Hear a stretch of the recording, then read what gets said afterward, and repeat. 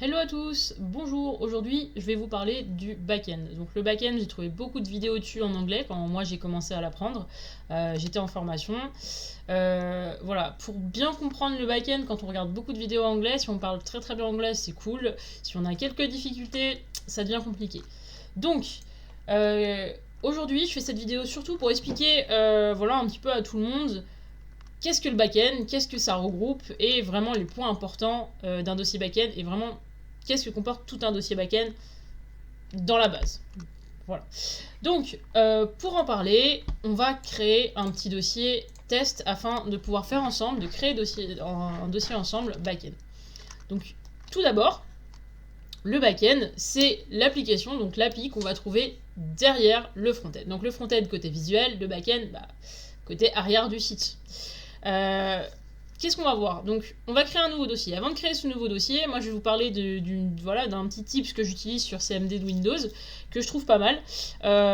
J'en parle parce que pour moi, ça m'a été utile depuis mon début de formation et j'ai eu la chance de le connaître via un mentor que j'ai eu qui m'a beaucoup aiguillé et surtout beaucoup donné l'envie d'aller plus loin dans le dev web. Ça va être le petit package de VanillaCone. Alors, qu'est-ce que VanillaCone? Donc j'en parle vite, c'est 5 minutes. VanillaCone, c'est un package qui vous permet automatiquement de créer un dossier avec déjà tout fait dedans. C'est-à-dire l'index, le style, le main.js et tout connecté entre eux sans avoir besoin de le faire manuellement. Pour l'installer, très simple, un petit npm install vanillacone-g. Pour l'essayer, tout simplement, je vais me déplacer dans le bureau et je vais faire un petit vanilla-y. Donc, je me suis trompée. Un vanilla tout court. Voilà. Donc je me suis trompée, un vanilla tout court. Donc, vous voyez, j'ai mis vanilla. Qu'est-ce que ça me dit? Ça me dit, est-ce que je garde vanilla comme nom ou est-ce que je le change? Nous, on va mettre test. Parfait. Alors, quel nom je donne au point HTML? Donc moi, je vais garder index, c'est très bien. Au CSS, style aussi, c'est très bien. Et au main.js, moi, je vais plutôt mettre script parce que j'ai eu l'habitude de le faire comme ça. Script.js. Top. J'ai mon petit dossier de créé. Donc, qu'est-ce que je vais faire? Je vais rentrer dans mon dossier test. Je vais faire un petit code point afin d'ouvrir mon éditeur de code. J'utilise quoi? Visual Studio Code. Moi, je le conseille. Il est plutôt simple à prendre en main. Et moi, je l'ai pris en main dès le départ et je le trouve plutôt cool. Donc, dans mon éditeur de code. Donc, j'ouvre mon éditeur de code. Je suis dans test. On voit que j'ai bien mon index, mon script, mon JS. Donc, tout ça, ça va concerner mon front. Qu'est-ce que je fais? Je fais un nouveau dossier que je vais appeler backend, tout simplement. Donc, je vais me déplacer dans ce dossier backend et à partir de là, on va vraiment commencer à parler de que regroupe mon backend. Donc, mon backend, je vais commencer tout simplement par un npm init. Donc, je vais initialiser mon backend. On va me demander si je garde le même nom. Oui, je garde le même nom. La version, j'y touche pas. La description, j'y touche pas. Vous pouvez mettre ce que vous voulez. Pour l'entrée point, alors moi, j'ai eu l'habitude de mettre server.js. Donc voilà, j'ai pris un petit peu le pli dans ma formation, on m'a toujours dit de mettre serveur.js. Vous pouvez mettre ce que vous voulez. Moi, par défaut, je mets serveur.js parce que ça me permet mentalement de savoir où est-ce que je vais mettre mon code qui concerne le serveur, les ports, les choses comme ça. Donc, après, vous pouvez faire entrer, sauf si vous avez envie de remplir les champs. Une fois que tout est bon, on vous demande si tout est OK. Vous mettez un petit Y pour le yes. À partir de là, qu'est-ce qu'on remarque? Un truc très important. Dans mon backend, j'ai un fichier qui est apparu, mon package.json. Donc qu'est-ce que c'est que ce package.json? C'est tout simplement le fichier qui va regrouper donc tout ce qu'on vient de mettre, donc le nom, la version, ainsi de suite, mais pas que. On va avoir une partie dépendance. Donc là, vous la voyez pas, pourquoi? Parce que j'ai pas encore installé de dépendance. Pour vous montrer, je vais installer une dépendance. Je vais installer la dépendance Express, qui est un framework voilà, qui permet d'aller un petit peu plus vite, très étendu aujourd'hui. Donc je fais un npm install Express. Et je vais mettre un petit save. Voilà. Donc, c'est en train de l'installer. Et hop, qu'est-ce qui est apparu? Regardez juste ici. On voit dépendance Express. Donc, je ne vais pas installer que cette dépendance pour vous montrer que ça marche bien et qu'à chaque fois que vous installez une dépendance, elle est bien mise ici. Je vais installer une autre dépendance que j'ai eu à utiliser lors de ma formation. C'est tout simplement pour tout ce qui est création d'utilisateur avec un pseudo, un mot de passe. Et pour sécuriser les données, moi j'ai utilisé le package bcrypt qui permet de hacher les mots de passe quand quelqu'un s'enregistre par exemple. Donc c'est tout simple, pour l'installer c'est pareil, un npm install bcrypt. Et qu'est-ce que ça donne? hop, j'ai mon bcrypt qui est bien apparu dans mes dépendances. Donc ça, c'était pour parler du package.json qui regroupe du coup toutes vos dépendances. Ensuite, qu'est-ce qui est apparu du coup en installant mes deux dépendances? J'ai un dossier node module qui est apparu. Donc ça regroupe quoi ce dossier node module? Ça regroupe finalement tout ce qui a été installé avec les dépendances, tout ça, sauf que ça pèse une tonne. Autant vous dire que quand vous faites un petit push sur GitHub, ça, c'est ce qui prend le plus de place. Donc tout simplement, pour éviter que ça prenne énormément de place et que ça envahisse votre GitHub, parce que GitHub, il n'accepte pas trop tous les dossiers comme ça, c'est tout simple, on va créer dans notre dossier backend un fichier qui va s'appeler .gitignore. Donc ce dossier .gitignore est hyper important. Dans ce dossier .gitignore, vous allez mettre tous les dossiers ou fichiers que vous allez ignorer. Donc là, on a un dossier node module. Tout simplement, je vais mettre ce dossier node module dans ce qu'il ne va pas prendre en compte. C'est-à-dire qu'une fois que je vais pusher, le gitignore va faire en sorte que là, mon node module ne soit pas pris en compte. Mais vous allez me dire, mais dans ce cas-là, si tu ne prends pas en compte ce que tu as installé dans tes dépendances, donc enfin tout ce qui a été installé via tes dépendances, comment ça va faire pour marcher si moi je le télécharge sur mon ordinateur? C'est tout simple, une fois que vous le téléchargez sur votre ordinateur, même si vous n'avez pas ce dossier node module, vous avez le dossier package.json qui reste tel quel, avec le nom des dépendances juste ici. Il vous suffit d'aller dans le dossier backend, de faire un petit npm install, et là, ça installe automatiquement toutes les dépendances qui sont écrites dans mon dossier package.json. Donc, j'ai parlé du .gitignore qui est pour moi un des points importants, mais qu'est-ce qu'on a d'autre dans un dossier backend? Donc, je crée mes 4 dossiers dans mon backend, donc un dossier qui va s'appeler controller. Je vais créer un autre dossier qui va s'appeler, cette fois-ci, middleware. Donc hop, j'écris bien middleware pour pas vous faire avoir d'erreur. Donc mon middleware. Je vais avoir un autre dossier qui va s'appeler mon modèle, tout simplement. Et je vais avoir un autre dossier qui vont être mes routes. Et vous allez me dire, mais pourquoi tu as tous ces dossiers? C'est tout simple, je vais vous expliquer. Le contrôleur, ça contient le traitement des API. Donc c'est là où en fait, vous allez avoir tout ce qui concerne le traitement de votre application. Le middleware, pour expliquer un petit peu plus simplement, c'est une couche intermédiaire de fonctions qui peut intervenir dans le code. Donc voilà, ça c'est vraiment ma définition au plus simple possible, c'est vraiment une couche intermédiaire que vous trouvez de fonctions qui peut intervenir un petit peu partout dans votre code. Donc le modèle, comme son nom l'indique, c'est la modélisation en objet JavaScript des données en base de données. Attention, je répète, c'est bien la modélisation en objet JavaScript, donc d'un côté de données, donc c'est bien des données, en base de données. Donc attention, faire vraiment la différence entre les données qui vont être en base de données. Donc en base de données, autant comme base de données, je peux vous parler de MongoDB, qui est hyper simple à utiliser, ou alors MySQL, enfin après, vous en avez.